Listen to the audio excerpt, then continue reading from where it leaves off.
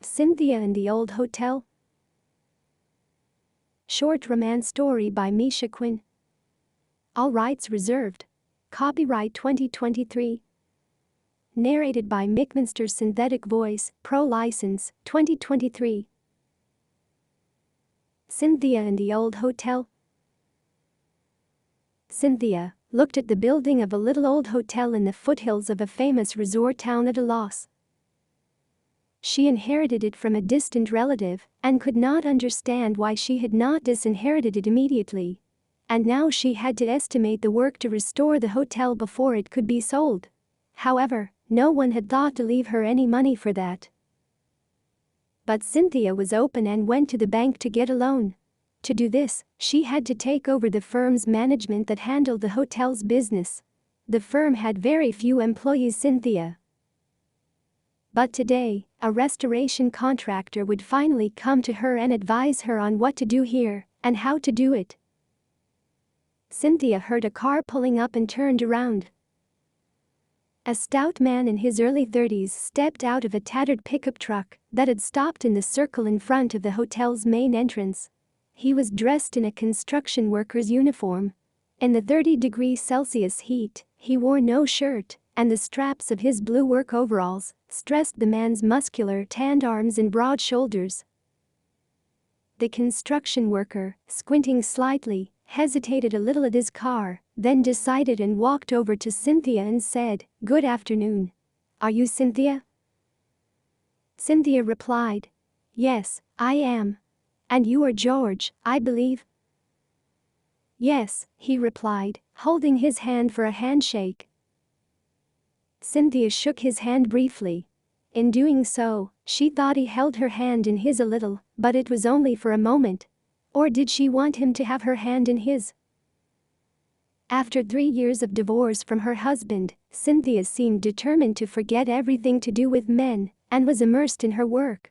And now all her attention was concentrated on the restoration of this hotel, which appeared so untimely in her life. The young woman was only 26 years old, so she did not think she needed to rush into choosing her next life partner. Cynthia walked George around the hotel.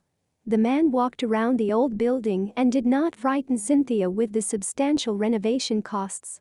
He was ticking off a questionnaire about what needed to be done. When they finished making their rounds of the hotel, George said, "I will send you a cost estimate in a couple of days.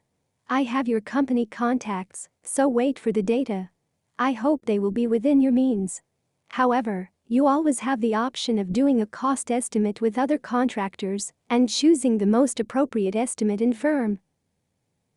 "Thanks for the information, but let's start with you," Cynthia replied with a polite smile. She had already received several estimates and had yet to tell the following contractor.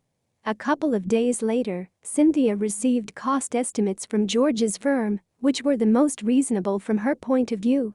One thing was a risk factor: George was the only employee at his firm, and that meant that if he did not continue the work himself, all plans to rebuild the hotel as quickly as possible might be in jeopardy, as well as the timing of her payments on the hotel renovation loan.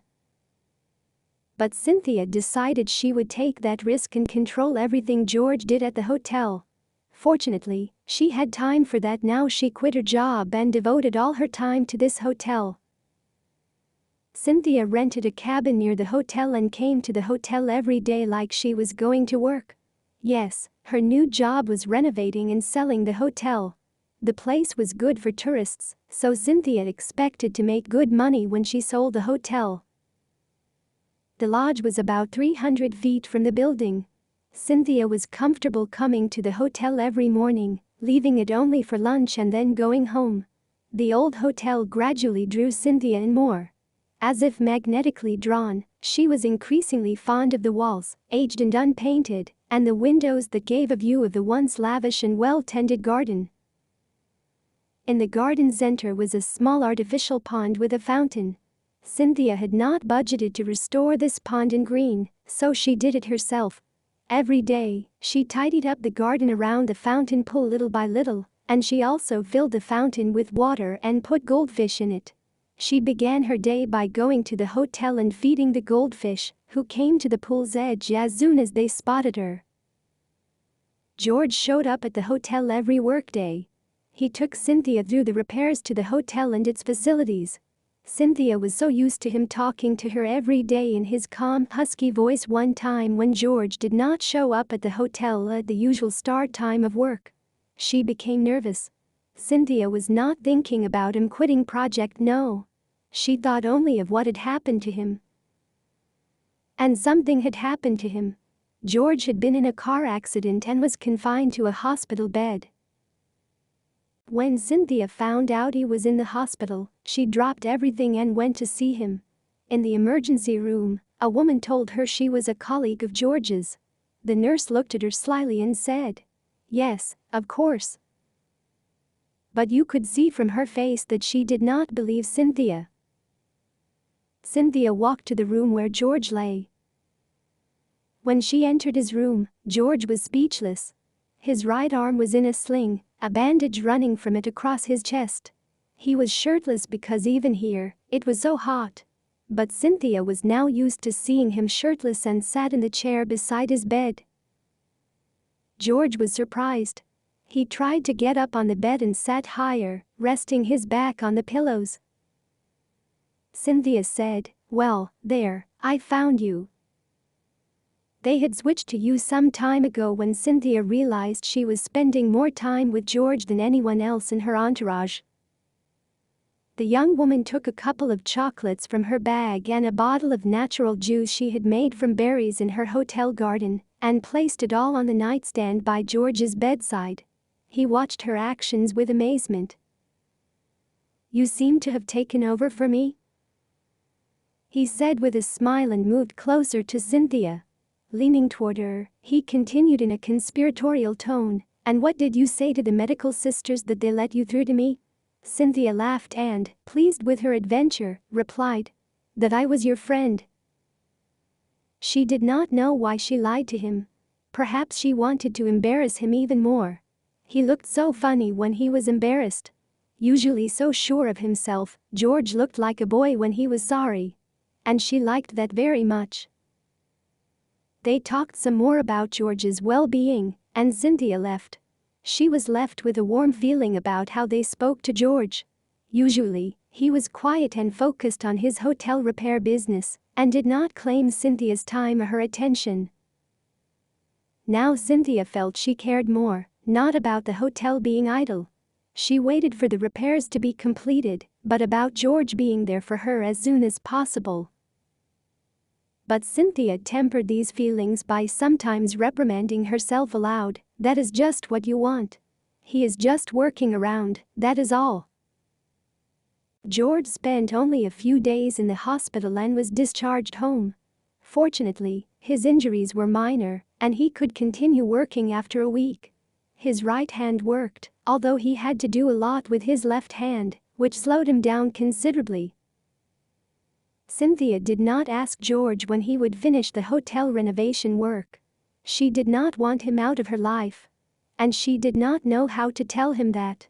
Cynthia did not even know if he was married. She and George did not talk about anything like that. There was no need to. But Cynthia felt a growing need in her soul to see him around, to know that she could rely on him, on his calmness, his confidence in what and how he was doing. And she also liked the fact that he was running his firm alone just as she had run her hotel business. When the renovation work on the hotel was almost finished, the locals in the village next to the hotel threw a big party. In the evening, Cynthia came to the party only to admire the fireworks and taste the local Highlanders' dishes, which were simply amazing. Cynthia walked out into the square of this small mountain village, decorated with brightly colored garlands, and looked around. She did not know anyone there, but local women immediately called her over and treated her to their homemade sweets and drinks. Cynthia sat on a boardwalk under a canopy decorated with garlands of colorful lights and surveyed the square. A local orchestra played in the yard, and couples danced to cheerful music. Suddenly, Cynthia recognized George as the man dancing on the platform in the center of the square. Her heart raced as if she were running somewhere. She should have fled from here for he was dancing with someone else. Cynthia watched George dance deftly with the other woman, and her mind noted with unknown pain how she looked at her partner. That woman was thrilled to be dancing with George, which burned Cynthia's heart like fire. Cynthia turned away, trying to cope with her feelings. The music became a quiet melody, and the romantically inclined couple twirled under the starry sky in a slow dance. Cynthia got up to leave the celebration, which had become torture. She did not want to be here anymore. True, she still could not fathom that George dancing here with another woman had ruined her mood. Cynthia put her sweatshirt in her bag, and no sooner had she stepped away from the bench than George's voice rang out nearby. "Aha, there you are," he said, walking toward her. He stopped right in front of Cynthia. His plaid shirt was unbuttoned, and he continued when he saw Cynthia's gaze resting on his chest, on which a gold chain with some symbol on a pendant, the sign of his zodiac, gleamed. "So, shall we go dancing?" Cynthia could not believe her ears. Was he asking her to dance? Him? But he had just been dancing so enthusiastically with that other woman. George stared at Cynthia, waiting for her answer. He had already had time to catch his breath, and his voice was again with that huskiness so familiar to her. Cynthia replied, "All right, I only have to put my things somewhere. I was not going to dance?" interjected George. He guessed her words and her thoughts. "But here you and I are going dancing, and you can count on me. One here will touch your things. Even leave your purse on this bench. Believe me, there are only locals here and no thieves among them." Cynthia was embarrassed by her suspicions. But she was even more embarrassed that now she had to feel his hands, so strong and familiar to her from her work at the hotel, touching her body. It was as if George understood her confusion and said, "Come, come. Here comes a fun song, just right for you and me." Cynthia realized he wanted to dance a dance with her that required a little touching from each other. And in her heart, she was grateful to him for that. She would have been a little uncomfortable if right there, right away, she had to feel his touch and heated body next to hers. They walked to the dance floor, and George gallantly offered his hand to Cynthia as she stepped onto the platform. The music was fast, and Cynthia was drawn to this unpretentious dance. Their couple moved well to the rhythm of the dance. A hyped-up Cynthia and George stopped on the platform when the music stopped. Cynthia realized she had to decide whether to continue dancing if the music changed to a slow tune. But no sooner had Cynthia decided anything than she felt George's arms gently encircle her waist and draw her closer to his body. The young woman at first rested her hands on his chest, just out of surprise. But then she realized it was just a dance and surrendered herself to her dance partner. George skillfully led her to a slow dance where she did not have to do anything but follow his movements. Cynthia said nothing. She did not have to say anything to feel his breath on her face, feel his body through her sweat-soaked shirt, and know that she wanted this dance to go on and on. But all good things always end sometime. The music died down, and the other pairs of dancers left the platform. The musicians had taken a break, or the concert was over. Cynthia and George were still hugging each other on the platform, unable to keep their hands off each other. An unknown force drew them in, preventing them from breaking the circle of their arms and bodies. Cynthia lifted her face and looked George in the eyes. She realized he was looking at her with such admiration that no words were necessary. The taciturn George could have said nothing more to her, just hugged her like he was doing now. George tilted his head slightly towards Cynthia's face and said, "Well, it is all over now." He did not let Cynthia out of his embrace. He waited to see what she would say or do. Cynthia replied, "Yes, it is over." Nor did she make any attempt to free herself from his embrace. George ran his hand down Cynthia's back from her waist to her shoulders, hugged the woman gently, and pulled her to his chest. "You do not have to say anything. Cynthia, Cynthia did not think to say anything. She felt the heat of his body with her whole body. She needed that security of his arms so badly. The vibration of his voice echoed in her chest as the playing of a classical guitar resonated with our hearts. The couple stood like that without saying another word. Everything that awaited them in the future was clear by now. Long-contained feelings rushed out through the doors of their souls, suddenly opened by the music, the whiff of the warm summer wind in the night, and the endless starry sky above the lovers' heads. The end.